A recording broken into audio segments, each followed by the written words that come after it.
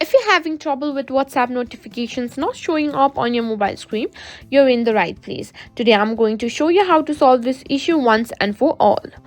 Let's dive in and get those notifications back on track.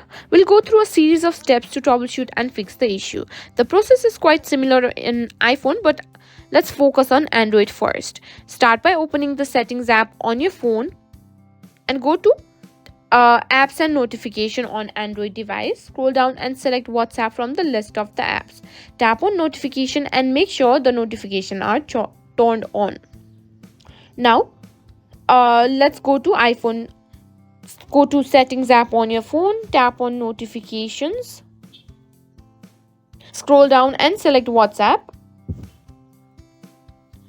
Ensure that allow notifications is turned on. Also check that lock screen notifications and banners are selected for how you want notifications to appear. Go back to the main settings menu and tap on do not disturb mode and ensure it's not enabled or set to a schedule that might be blocking notifications. If you follow these steps and still aren't receiving WhatsApp notifications, try uninstalling and reinstalling the WhatsApp app. If you have any questions or run into any issues, drop a comment below and we'll help you out.